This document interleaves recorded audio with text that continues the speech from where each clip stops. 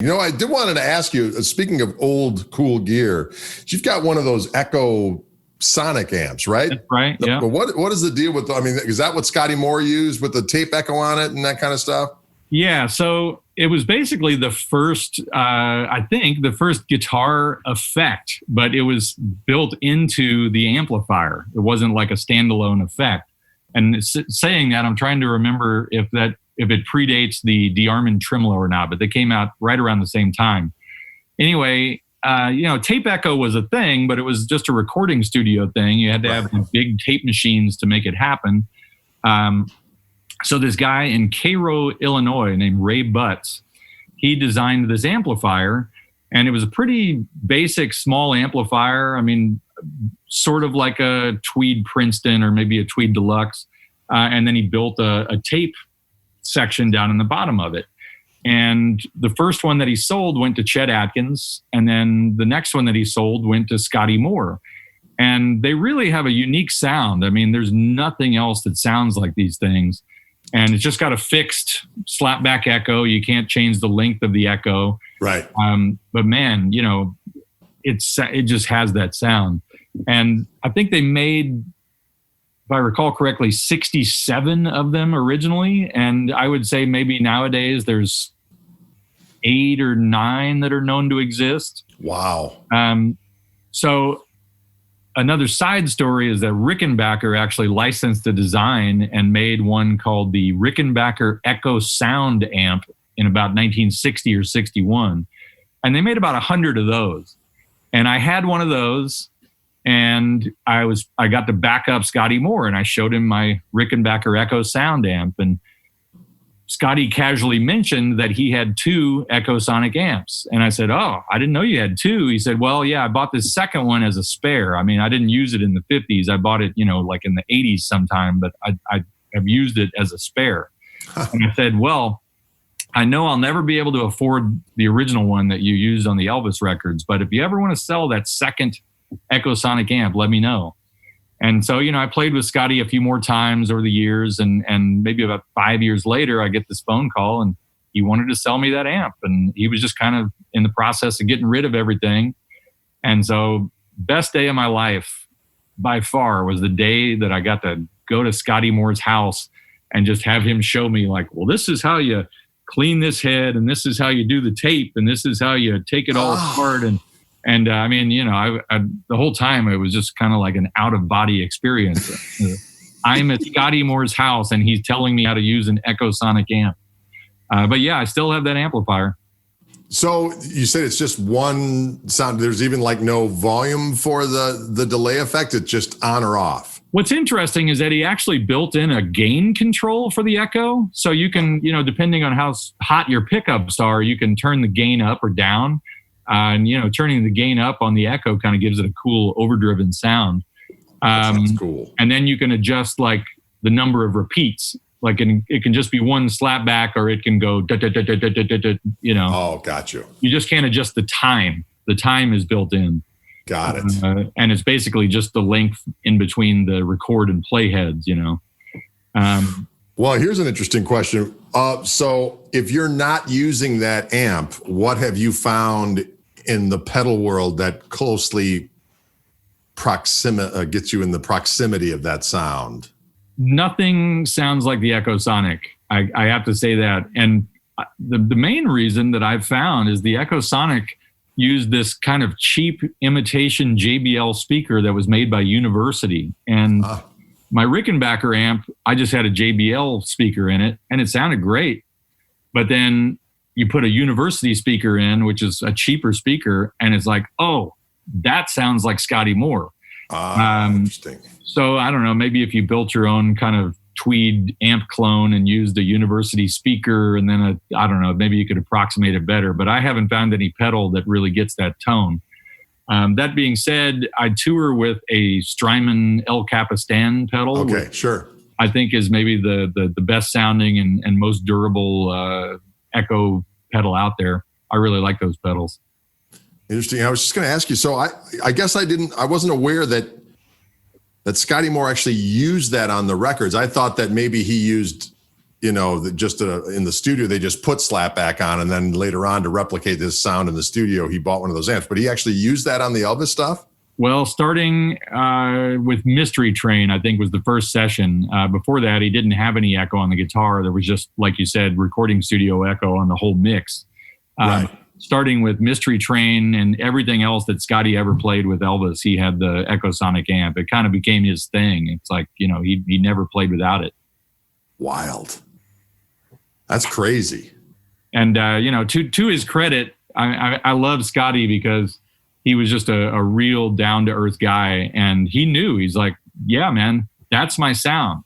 So even back in the 80s when he would go to Germany or places like that, he'd bring the Echosonic amp. Crazy. I don't blame him. If that's your thing, that's your thing. Yeah. But my favorite detail, and I know you'll appreciate this, is that eventually Elvis, Scotty, and Bill and DJ, the drummer, were playing to 10,000 screaming teenage girls, and he's just got this little 25-watt amp on stage, and it's not being mic'd or anything. So this is some real 1957 thinking for you. They said, okay, we're playing in front of 10,000 people. We've really got to increase the volume. So he had Ray Butts make him 2 powered extension cabinets for the Echosonic amp to put on either side of the stage with 4 8-inch JBLs in each cabinet. That was their idea. Like we are going to be heard by 10,000 people with 4 8-inch JBLs. That is crazy. Crazy activity. Well, and, Scotty had other good stories about, the PA systems back then. He said there was no such thing as a PA system. It's like we'd come in to play for 10,000 screaming girls, and they would give us the microphone that they had used for professional wrestling or the cattle auction the week before. That was it, Yeah, I remember hearing stories that even when Cream toured, a decade and some later, it was the same thing. They'd lower the boxing mic. Yeah, totally. And we're about the same age. I mean, you sort of remember like when the Shure Vocal Masters and the PV SP2s and all those kind of things came in. I mean, that was like the dawn of a new era. Indeed, absolutely. Well, tell us a little bit about what you got going on. Of course, obviously, everyone is waiting to figure out.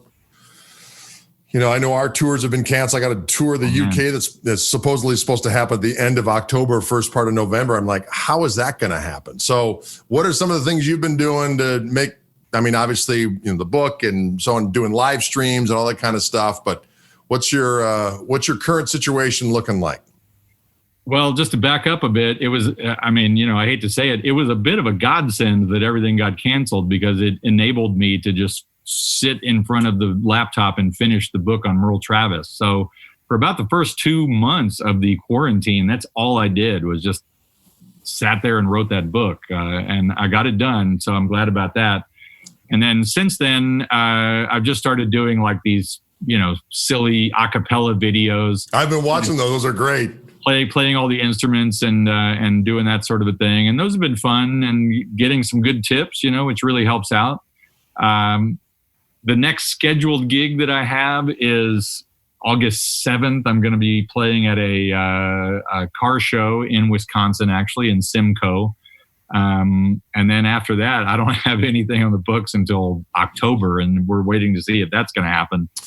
So it's crazy times. It's really brutal. Luckily, I've always got things that I can do to bring in money, like writing and selling old junk. And I do a lot of other things. I always have. But it's just weird to just have everything just wiped off the map. It is bizarre. But hopefully... I was supposed to be playing a festival in England this weekend. So here I am.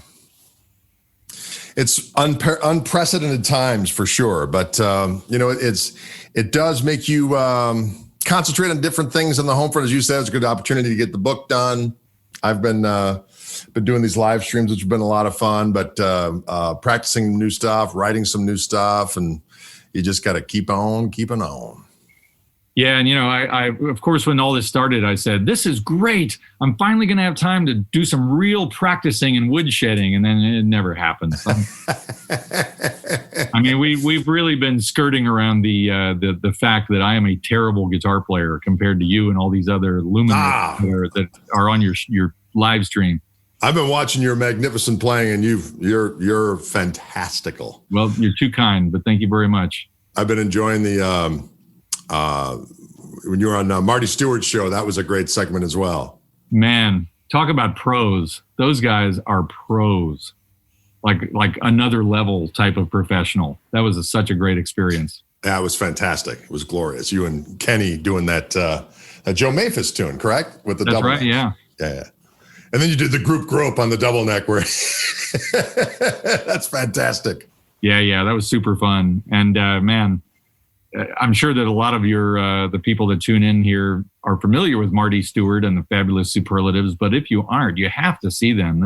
Absolutely the best live band going out there today. It doesn't matter what musical genre you're talking about. Those guys are the deal. Yeah. They're the best. Excellent. I was also going to say you're familiar with my buddy Joel Paterson as well, right? Unfortunately, every night when I go to sleep, I'm like, I wish I could play like Joel Paterson. He's so good. He's frightening.